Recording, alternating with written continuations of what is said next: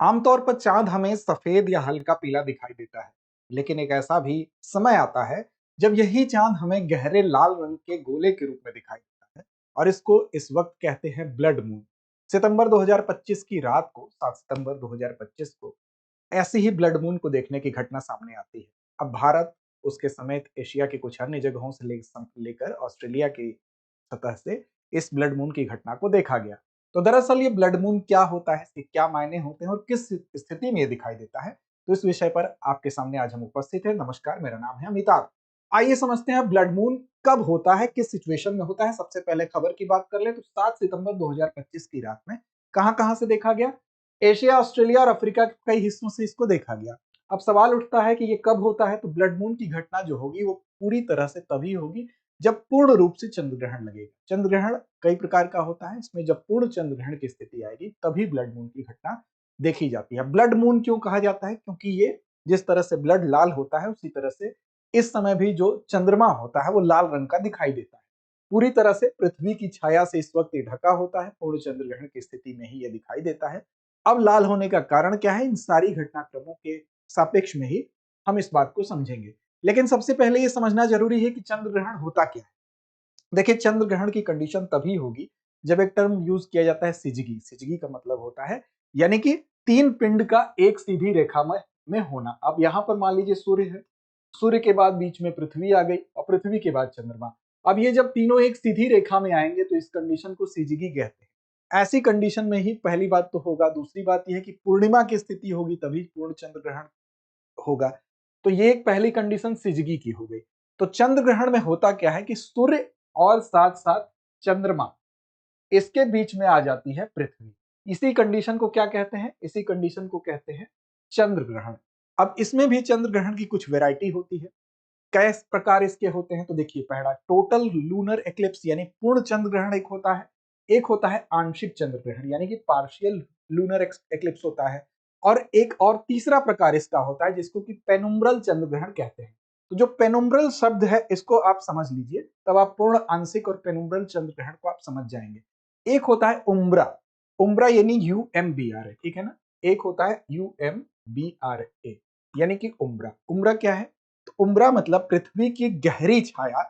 जब जब पृथ्वी की छाया, जब सूर्य का प्रकाश आता है पृथ्वी के ऊपर, ये मान लीजिए आपकी अर्थ है और यहां से सूर्य का प्रकाश आ रहा है। अब ये वाला जो पोर्शन होगा, यहां पर कुछ ऐसा हिस्सा होगा जहां पृथ्वी की गहरी छाया चंद्रमा पर जब पड़ेगी, उस पोर्शन में अगर चंद्रमा आएगा तो पूर्ण चंद्र ग्रहण की स्थिति होगी। यानी उम्ब्रा का मतलब गहरी छाया का क्षेत्र, इतना साफ तौर पर समझिए। उसी तरह से पेनुम्ब्रा होता है। पेनुम्ब्रा का मतलब होता है पृथ्वी की बाहरी छाया, यानी कि ये छाया ऐसे भी आएगी। यानी कि इस गहरी छाया वाले क्षेत्र में अगर कोई पिंड आ रहा है या चंद्रमा आ रहा है तो पूर्ण चंद्र ग्रहण की सिचुएशन बनेगी। और इसके बाहर का जो क्षेत्र है यानी कि जो बाहरी छाया है उसमें जब आएगा, पेनुम्ब्रा की जो कंडीशन आती है, तो वहां पर आपको ये शब्द दिखाई दे रहा है, पेनुम्ब्रल चंद्र ग्रहण दिखाई देगा और स्पष्ट आगे चित्र में होगा। अब पूर्ण चंद्र ग्रहण क्या है? Total lunar eclipse. यहाँ पर चंद्रमा पूरी तरह से पृथ्वी की गहरी छाया यानी उम्ब्रा को इस वाले पोर्शन में आ जाता है। आंशिक चंद्र ग्रहण कब होगा? जब चंद्रमा का केवल कुछ हिस्सा गहरी छाया में आएगा, उम्ब्रा में आएगा, और कुछ हिस्सा जो हल्की छाया वाला क्षेत्र है यानी पेनुम्ब्रा है उसमें आएगा। इस चित्र में और स्पष्ट आपको दिखाई देगा। सूर्य है, सूर्य की यहाँ पर रोशनी आ रही है, इस रोशनी को पृथ्वी रोक रही है। अब पृथ्वी की ये जो गहरी छाया वाला क्षेत्र है, ये वाला क्षेत्र है, इसमें जब चंद्रमा आएगा तो ये पूर्ण चंद्र ग्रहण की स्थिति होगी।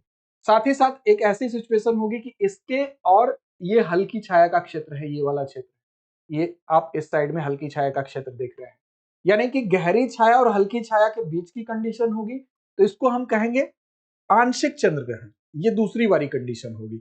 और तीसरी कंडीशन होगी जब पूरी तरह से हल्की छाया में चंद्रमा होगा, तो इसको कहेंगे हम पेनुम्ब्रल चंद्र ग्रहण, या ये तीसरी वाली श्रेणी जो आप देख रहे हैं। तो ये तीनों ही कंडीशन है। अब देखिए, अगर टोटल यानी कि बीच में गहरी छाया में, उम्ब्रा में अगर चंद्रमा है, गहरी छाया में चंद्रमा पड़ता है, तो उसमें चंद्रमा का रंग ये लाल, गहरा लाल दिखाई देता है। इसी को हम कहते हैं ब्लड मून। ठीक इसी तरह से पार्शियल में होगा तो आधा हिस्सा इसका क्या होगा? गहरी छाया में होगा, आधा हिस्सा बाहर होगा, तो उसमें कुछ इस तरह की सिचुएशन दिखाई देगी।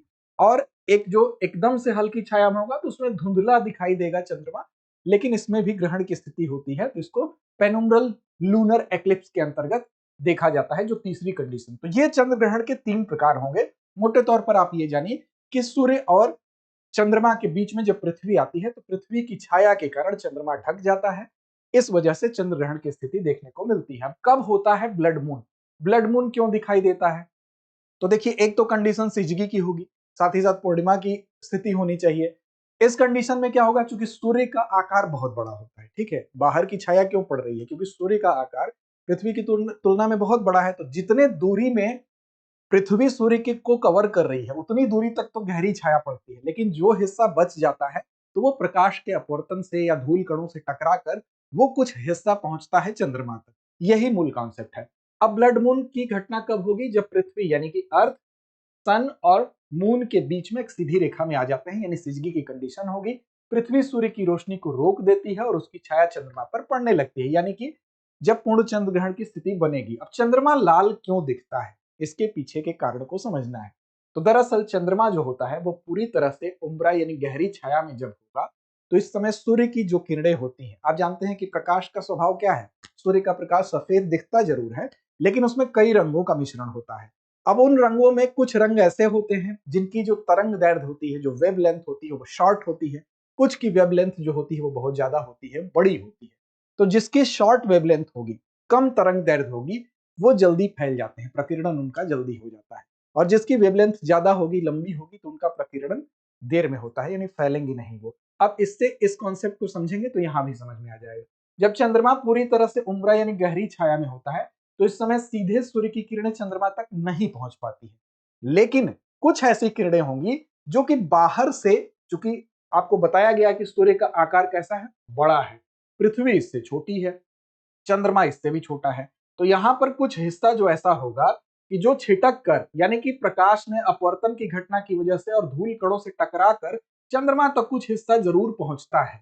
वही किरणें जो पृथ्वी के वायुमंडल से, एटमॉस्फेयर से होकर गुजरती हैं। अब ऐसी दशा में कौन सी किरणें पहुंचेंगी? जो लंबी दूरी तय कर सकती हैं, यानी कि जिसकी वेवलेंथ कम होगी, शॉर्ट होगी, वो तो प्रकीर्णित हो जाएंगी, फैल जाएंगी। लेकिन जिसकी वेवलेंथ ज्यादा होगी, जैसे लाल रंग के प्रकाश की वेवलेंथ ज्यादा होगी, तो ऐसी किरणें ही वहां तक पहुंच पाएंगी चंद्रमा तक, यानी कि लंबा रास्ता तय करके पहुंचने की क्षमता किसकी होगी? जिसकी वेवलेंथ ज्यादा होगी। तो इस दशा में जो लाल रंग का की जो किरणें हैं वो यहां पर पहुंचती हैं, उसका कारण अपवर्तन भी होता है, और उसका कारण होता है जो लाल रंग के वेवलेंथ का ज्यादा होना भी होता है, और धूल कणों का उपस्थित होना भी होता है, क्योंकि उनसे टकरा कर ही ये रास्ता तय करके चंद्रमा तक पहुंचती है। उस एटमॉस्फेयर में उपस्थित धूल कण का भी रोल होता है। अब इसको रेले प्रकीर्णन भी कहा जाता है, रेले स्कैटरिंग भी कहा जाता है, जिसमें कि छोटी तरंग दैर्ध्य जैसे कि ब्लू लाइट जो होती है वो क्या होती है, सबसे पहले फैल जाती है। तो ब्लू लाइट यहां तक नहीं पहुंच पाएगी, अपना रास्ता वो भटक जाती है, हवा के अणुओं से टकराकर बिखर जाती है, सबसे शॉर्ट वेवलेंथ सबसे पहले बिखर जाएगी।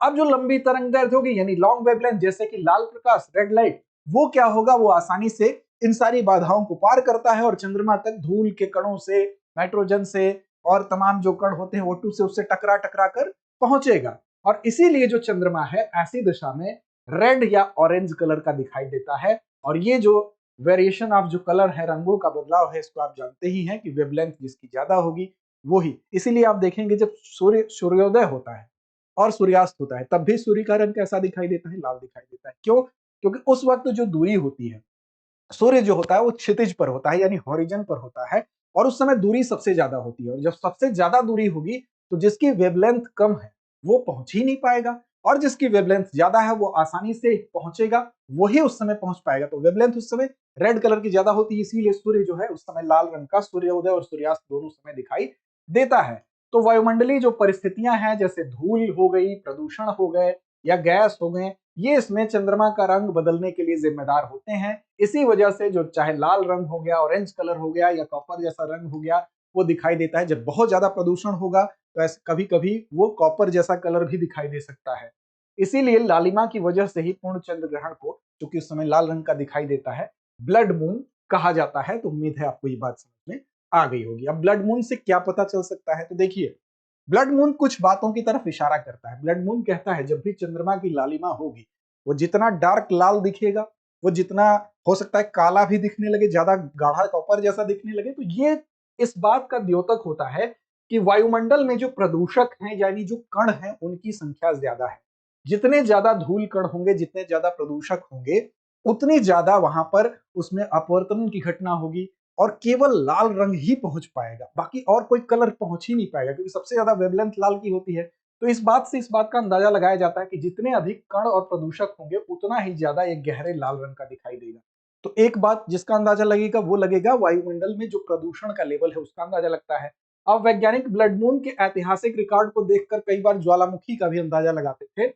जैसे ज्वालामुखी विस्फोट अगर कहीं हुआ है तो आप जानते हैं कि ज्वालामुखी विस्फोट होता है तो उसमें ढेर सारे धूल के कण हो गए, प्रदूषक हो गए, वो वायुमंडल में मिल जाते हैं। तो ऐसी दिशा में इस बात का अंदाजा लगाया जाता है जब ज्यादा डार्क दिखने लगता है कि कोई इस तरह का ज्वालामुखी घटना यहाँ पर घटित हुई होगी। जैसे उदाहरण के तौर पर 1100 से 1300 ईस्वी के बीच में एक ब्लड मून का अध्ययन किया गया और वैज्ञानिकों ने उसी समय कई ज्वालामुखी विस्फोटों की भी पुष्टि की थी। तो इस बात का भी इससे कनेक्शन होता है, क्योंकि ज्वालामुखी जब विस्फोट होता है तो वायुमंडल में आप जानते हैं कि ढेर सारे प्रदूषक ऐसे तत्व होते हैं जो फैल जाते हैं, धूल के कण से फैल जाते हैं। इसकी वजह से इसका भी अंदाजा लगाया जाता है। अब ब्लड मून और आकाश के रंग का संबंध क्या है? दोनों का कॉन्सेप्ट सेम है जो आपको बताया गया। जिस तरह से सूर्योदय और सूर्यास्त का कॉन्सेप्ट था कि उस समय लाल दिखना सूर्य का, उसके पीछे यही कारण है कि जिसका वेवलेंथ ज्यादा होगा वो किरण यहाँ तक पहुंचती है, क्योंकि जब सूर्योदय या सूर्यास्त की कंडीशन होती है उस समय सूर्य की किरणों को सबसे लंबी दूरी तय करना पड़ता है। इसलिए जो शॉर्ट वेवलेंथ की जो किरणें होंगी, जैसे नीला प्रकाश हो गया, वो नहीं पहुंच पाएगा उस समय। केवल और केवल लॉन्ग वेवलेंथ की जो किरणें हैं वही पहुंच पाएंगी। इसीलिए इसमें जो रैली स्कैटरिंग की जो घटना है, जो कॉन्सेप्ट है, उसके आधार पर दोनों में सेम चीज दिखाई देती है। ठीक उसी तरह से जब गहरी छाया में चंद्रमा होगा, जब सूर्य और चंद्रमा के बीच में पृथ्वी होगी, तो पृथ्वी की गहरी छाया में जब चंद्रमा होगा तो सीधे जो प्रकाश आना है, यानी कम दूरी तय करके जिस प्रकाश को आना है वो चंद्रमा तक नहीं पहुंचेगा। लंबी दूरी तय करके अपवर्तन के माध्यम से, धूल कणों से टकराने के माध्यम से जो लास्ट में प्रकाश पहुंचेगा, जिसकी तरंग दैर्घ्य यानी कि वेवलेंथ ज्यादा होगी, वो लाल ही पहुंचता है। इस कारण से लाल दिखाई देता है। और दोनों जगह आकाश के रंग के दिखाई देने में भी यही कॉन्सेप्ट होता है, सुबह और दोपहर और शाम में। इसलिए दोनों में ये सिमिलरिटी आप देख सकते हैं कि छोटी तरंग दैर्घ्य वाली नीली रोशनी हवा के अणुओं में ज्यादा बिखरती है। इसलिए दिन के समय सूर्य और आसमान नीला दिखाई देता है, सूर्य की रोशनी हमको दूसरे रंग की दिखाई देती है सूर्योदय और सूर्यास्त की तुलना में, जबकि उस समय मोटी परत से गुजरता है, इसलिए नीली रोशनी पूरी तरह बिखर जाती है। केवल लाल या नारंगी रोशनी ही हमारी आंखों तक पहुंचती है। और यही प्रक्रिया चंद्रमा पर भी लागू होती है पूर्ण चंद्र ग्रहण के समय में। तो दोनों में ये संबंध है। उम्मीद है आपको समझ में आ गया होगा। अब अभ्यास प्रश्न की बारी है। अभ्यास प्रश्न की जिम्मेदारी आप पर छोड़ते हैं। ब्लड मून का लाल रंग किस कारण से दिखाई देता है? विकल्प आपके सामने है। चंद्रमा की सतह पर आयरन की अधिकता, बी विकल्प है सूर्य के तापमान में कमी, सी है आपका रेले स्कैटरिंग या रेले प्रकीर्णन, या डी विकल्प है इनमें से कोई नहीं। उम्मीद ही नहीं, विश्वास है कि इस सवाल का सही और सटीक जवाब आप कमेंट बॉक्स में जरूर देंगे। लड़ते रहें, अपने लक्ष्य की ओर बढ़ते रहें।